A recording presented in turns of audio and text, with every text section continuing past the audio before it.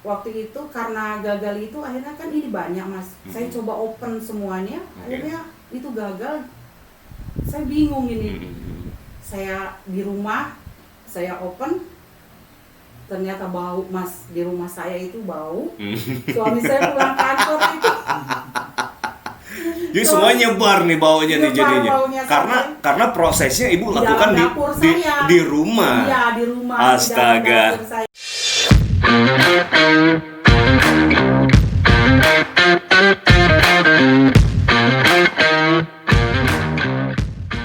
Langsung aja kita sapa Ibu Lin, apa kabar Bu?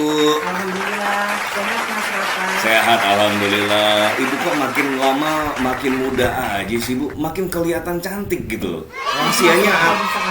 Iya, rahasianya apa sih? Ya mungkin hati dulu mas Rafa. Oh, hati dulu? Iya, hati.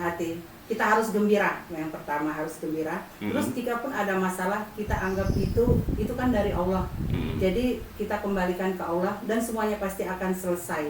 Oke, Gitu, luar biasa. Jadi ketika kita ada masalah, kembalikan kepada Allah, terus kemudian kita selesaikan. Iya. Seperti itu ya, dan Iya. pasti selesai. Pasti selesai. Oke, luar biasa. Bu Lin ini, Ravers adalah, ya bisa dibilang sebagai entrepreneur sejati, pengusaha sejati, pelaku UKM sejati, karena beliau punya usaha namanya Terasi. Kalau bahasa Palembang itu adalah caluk. Caluk. Oke, terasi ini apakah terasi pada umumnya atau ada bentuk-bentuk lainnya, Bu?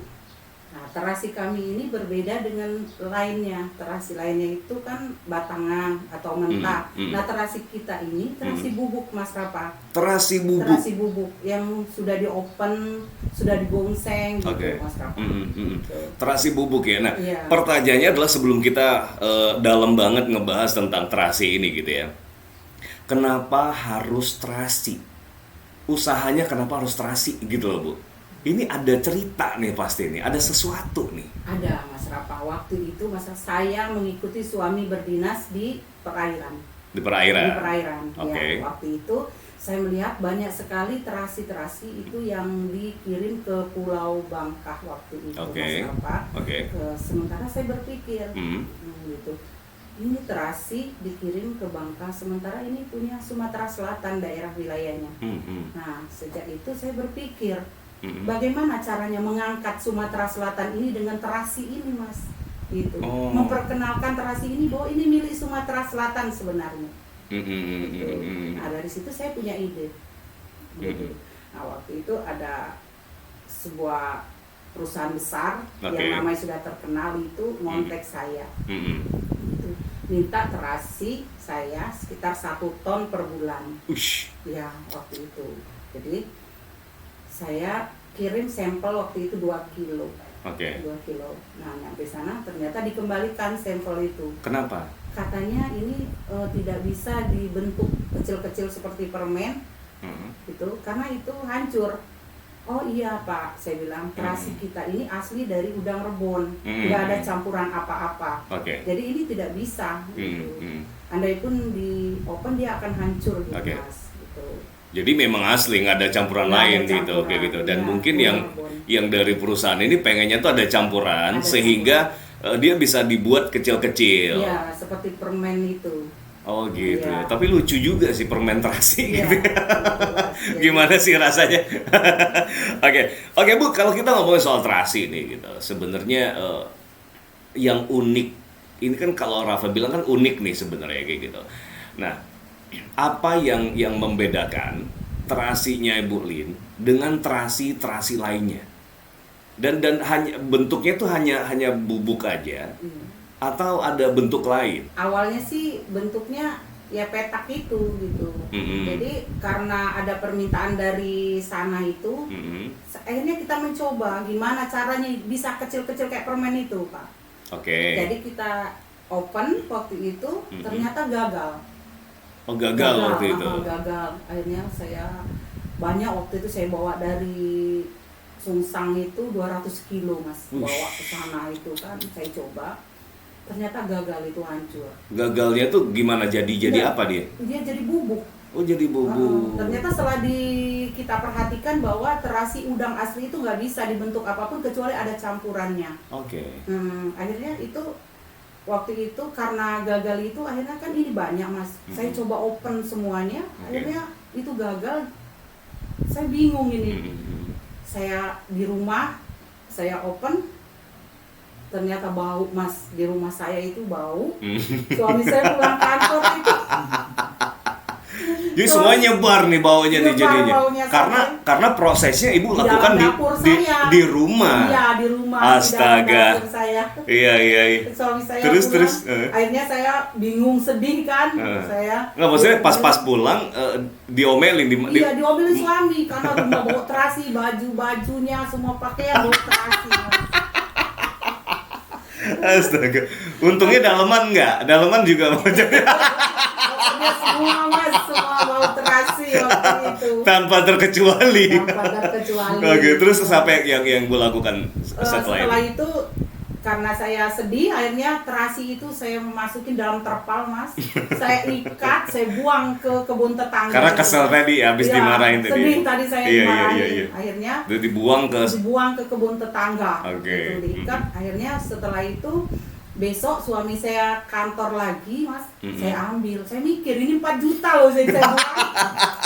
Oh, jadi yang 250 kilo tadi sekitar 4 juta. Sekitar 4 juta ya. Iya, oke. Jadi mikir nih ya, inilah namanya cewek nih Ravers ya. Kadang-kadang ibu-ibu ya terutama ya, kadang-kadang ngebuang sesuatu terus pasti ngambil lagi gitu loh. Karena mikir gitu, ini 4 juta gitu, rugi nih gitu. Terus kenapa diambil lagi? Akhirnya begitu suami saya pergi, kan saya punya asisten rumah tangga, terus kreatif juga orangnya kan. Oke. Kita ambil aja Bu katanya. Gitu kan itu juga nggak kotor kan, kita bungkus katanya. Akhirnya dia ambil sama dia. Gimana kalau kita gongseng aja Bu katanya gitu. Gongseng itu maksudnya pakai kuali gitu, digongseng maksudnya digoreng lagi. Digoreng lagi. Oke. Digoreng. Dari yang kemarin di open kita goreng gitu kan. Akhirnya malah bagus banget Mas hasilnya.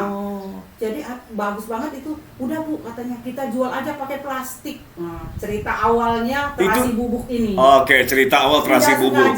Wow, ya. Prosesnya itu lumayan panjang dan juga sangat menginspirasi nih Bu. Iya, betul. Jadi ibaratnya Ravers lain kali kalau kita melakukan kesalahan, jangan langsung dibuang nih kesalahan ini. Mikir lagi kira-kira apa nih yang bisa kita dapat keuntungan dari kesalahan ini kan gitu kira-kira betul. Gitu Bu ya. Oke, jadi sekarang yang produknya Bu Lin ini jadi batangan, bubuk sama apa lagi? 2 macam kalau untuk terasi, bubuk sama batangan aja. Oke. Selain terasi, apakah ada produk-produk lain nih yang lantas Ibu kembangkan gitu loh? Ada Mas. Apa? Dari udang rebon itu saya mikir waktu itu, ini udang rebon saya pernah makan waktu itu. Ada teman saya dari Tiongkok itu, dia makan. Sipit nggak matanya? Ya, sipit pasti. Namanya juga. Iya, oke. Terus. Dia ajarin saya, Bu, ini udang rebon bisa dibikin satu produk lagi katanya. Oke. Nah, gitu. Akhirnya dia kasih resepnya, kemudian saya coba waktu itu dengan udang rebon yang 20 kilo, saya kasih gula 4 kilo, garam 2 kilo, saya aduk-aduk, saya fermentasi. Jadinya rusip udang. Saya nggak tahu itu dari mana sebenarnya rusip udang ini. Itu produk juga inspirasi dari teman dekat gitu. Orang Tiongkok? Iya, orang Tiongkok. Namanya Kuan Chai. Sering tuh Rafa makan kuang cai tiap hari, tiap sore sama kopi. Apa kuaci ya itu?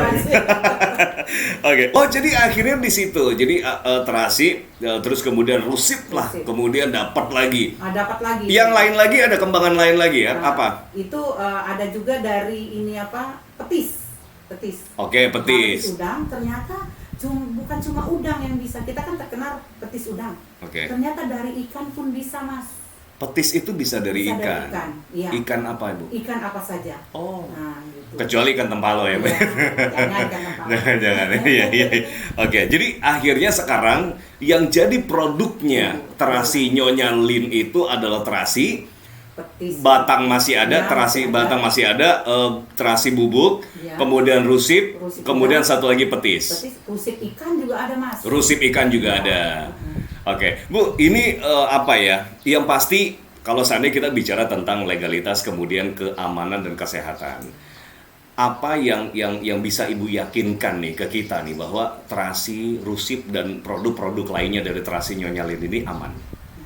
Aman, Mas, karena waktu itu kan kita waktu ngambil minta izin di ERT itu didatangi langsung orang dinas kesehatan. Oke. Dan mereka tidak mau hanya di waktu pengemasan. Oke. Mereka minta langsung ke lokasi pembuatan kita di sana di tengah laut. Lokasinya di mana boleh Di tahu? tengah laut, Oh, di tengah laut. Sesang, ya. Oke. Jadi 1 kilometer itu dari pantai, bibir pantai. Oke. Kita bikin bagan, Mas. Seperti pondok gitu rumah. Di tengah laut Di beneran tengah ya? laut, iya. Oke. Nah itu sebenarnya manfaatnya itu banyak untuk di tengah laut itu. Pertama, udang itu kan udang segar yang dari jari itu bisa langsung diolah. Jadi udangnya segar. Tidak dibawa ke pantai seperti terasi lain itu. Nah itu di atas bagan itu begitu dapat dari jari kita langsung olah. Oke. Jadi udangnya fresh gitu. Oke. Iya. Jadi juga tidak ada lalat, Mas, di tengah laut. Oh iya. Tidak ada Lalat, ayam. iya. Karena lalat nggak bisa berenang. Betul. Jadi makanya dia nggak berani main ke laut ya. Iya. Oke, oh gitu. Jadi memang prosesnya itu sedemikian rupa, sehat dan juga seger-seger banget, fresh Iya, gitu ya. Karena sifat udang ini 1 hari aja hujan itu akan ada belatungnya. Oh gitu. Kecuali dia di tengah laut kan tidak ada lalat itu. Oke. Jadi walaupun hujan besok 2 hari juga mereka tidak apa-apa karena Oke. di tengah laut, Mas. Oke, Bu, masalah ketahanan nih, Bu. Produk-produknya Ibu baik itu terasi, rusip, petis dan lain-lain ini tahannya itu biasanya berapa lama? Kalau terasi itu sampai 2 tahun. Pertama saya bingung, Mas. Kok bisa 2 tahun? Iya ya. Nah, waktu itu ada konsultan dari Jakarta itu datang ke saya. Oke.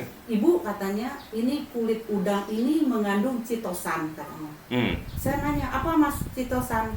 Citosan kayak bahasa Sunda ya, citosan. Chitosan. Oke. Jadi chitosan ini katanya itu pengawet yang termahal di dunia. Citosan itu. Chitosan itu kulit udang. Oke. Chitosan. Jadi produk Ibu itu yakin tanpa pengawet pun akan awet. Karena mengandung chitosan.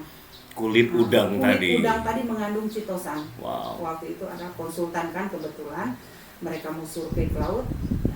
Waktu itu saya yang ngantar. Oke. Nah, itu, Mas. Oke, keren. Jadi ketahanannya itu memang alami tanpa pengawet. Oke, keren banget Bu Lin. Ini apa namanya, Rafa pengen banget nih coba nih. Artinya memang kayak terasi itu bisa dicampur dengan masakan-masakan, terus kemudian apalagi sambal terasi, waduh enak banget. Sambal terasi udang. Rusipnya juga Rafa pernah coba nih yang Bu Lin tuh enak banget. Nah, yang petis Rafa belum coba, nanti Rafa bakal coba. Dan Ravers harus dicoba, ya kan? Nah, untuk pemesanannya itu di mana nih, Bu? Untuk membelinya ini bisa beli di mana? Bisa beli di Alfamart ada, Mas. Oh, ada juga udah? Alfamart, alhamdulillah sudah ada. JM, ada JM 5 di Kota Palembang juga semua menjual produk. Maksudnya terasi. JM 5 itu maksudnya 5 apa? JM di Kota 5-5-nya Palembang. ada? 5-5-nya ada, Mas. Wow, jadi bukan hanya baju-baju ya di JM-nya, ternyata Iya, ada terasinya Nyonya Lin juga gitu ya? Juga di pempek beringin, Pempek beringin. lenggo, Oke. oleh-oleh juga ada, Mas. Oke, Instagramnya apa nih, Bu?